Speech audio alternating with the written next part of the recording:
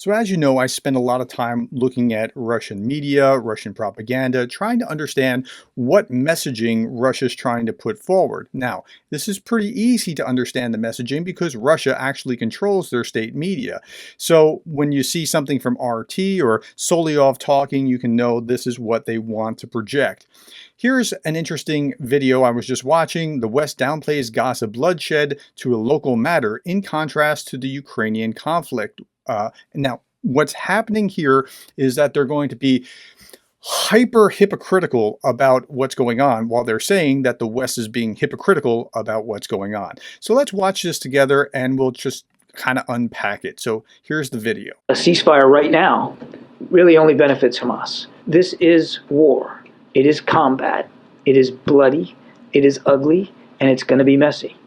And innocent civilians are going to be hurt going forward. I wish I could tell you something different. I wish that that wasn't going to happen, but it is going to happen. And that doesn't make it right. It doesn't make it dismissible. It doesn't mean that we aren't going to still express concerns about that and do everything we can to help the Israelis do everything they can to minimize it.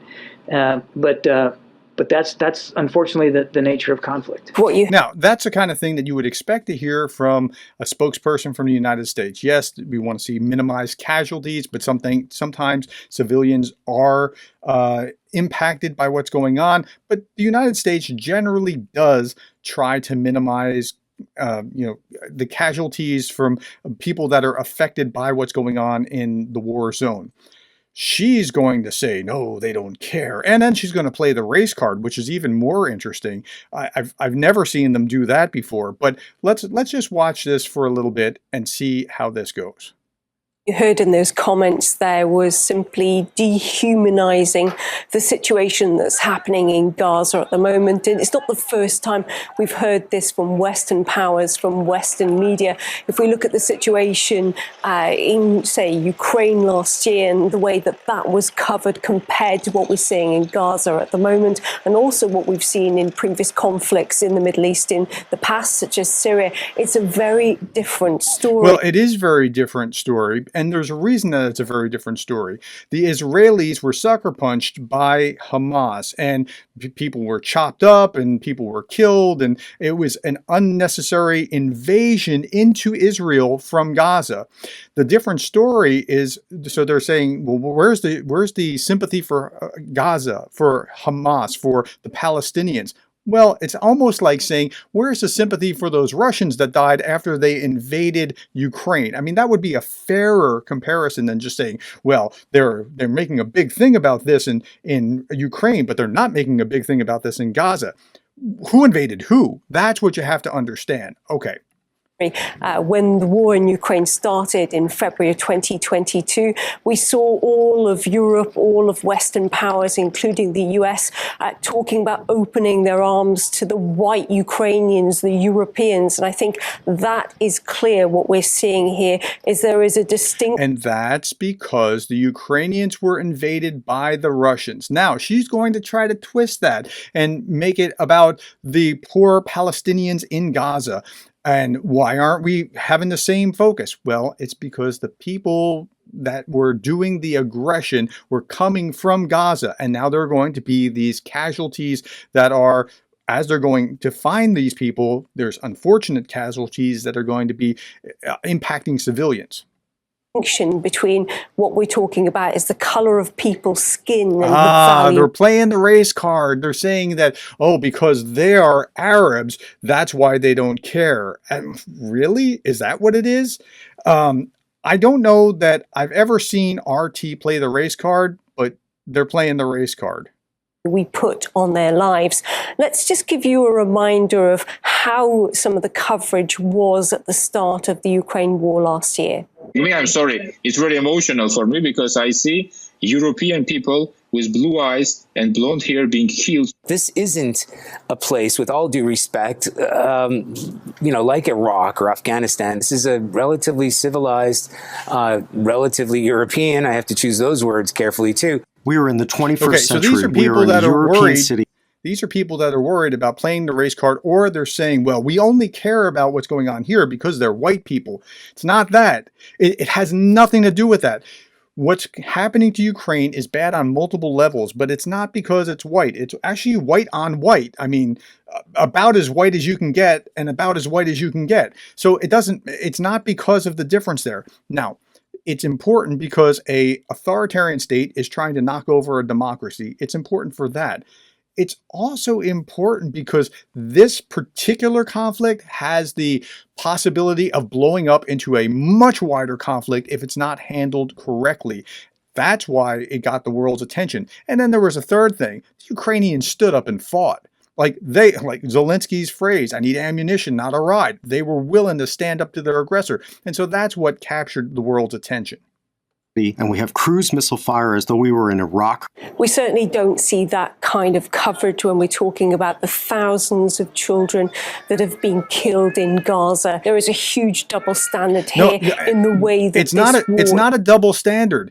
It is different standards based on who was the aggressor and who was the victim. And now the aggressor is hiding behind civilian populations and then wanting to show the world, see how terrible it is, that what these guys over here in Israel are doing, that's what's happening here. So you have to be very careful with our argument, because otherwise it'll lead you down the wrong path. Is being treated. When you look at the war in Ukraine, there was a suggestion that this could be a war that marched to the gates of Brussels. We're now looking at the Israeli-Gaza conflict as if this is some local parochial conflict that's not going to expand further. But well, it's not. It also has the ability or the possibility of mushrooming too, and that's exactly what the Palestinians want. They are trying to trigger a broader conflict where all the Arab or Muslim countries will come to their aid, and that is what they want.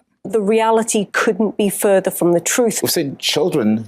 Now, what you see here is really interesting. This is the first black commentator I think I've ever seen on RT. Notice that they were just playing the race card, and the host over here I've never seen him before in my life, but okay, here we go.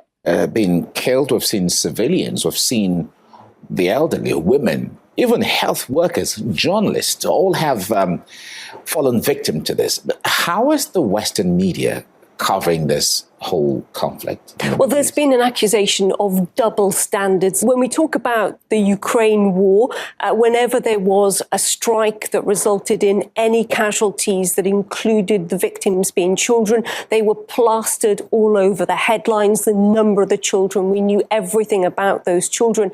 The same can't be said. Okay, so let's stop here for a moment. She's a Russian commentator complaining about what the Ukrainians have done. And she's now somehow found it in her heart to care about children in Gaza. But she doesn't really care about children in Ukraine. Like, listen to what she has to say from this part forward.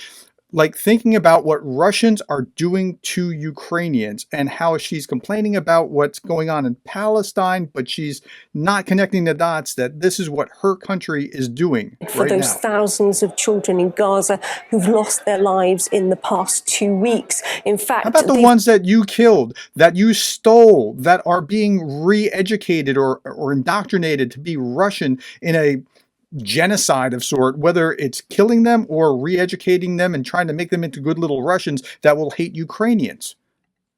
They've been simply overlooked. We've heard from UNICEF, who's described the number of deaths and injuries to children as being simply staggering. The US... And she can't seem to realize that Russia is doing that actively right now in Ukraine. Has described people dying as being collateral damage. Now, perhaps that shouldn't come as a shock, because US administration after US administration has really seen people as being collateral damage when it comes to war. So the US has seen people as collateral damage, but what has Russia seen people as? What has Russia seen Ukrainians as? Let's just stop there. Let's just think through this.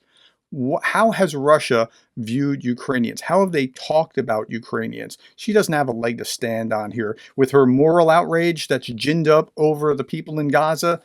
This is just a way of trying to slap one way while denying that she's actually responsible, or her country is actually responsible for horrific crimes. And this is the kind of thing that you see in Russian state media. Whatever they're doing, they blame their opponents on doing and then say, see, look at that over there. It's just smoke and mirrors. Okay, I'm going to stop there. We could go on, but it's almost no point in going on with the way that she's going to twist the logic. Okay, thank you for your time. Tell me what you think. Am I right? Am I wrong? What do you think? Put it in the comments. Thank you for the likes, the shares, the subscribes, and the coffees, and thank you for being the kind of person that cares about Ukraine.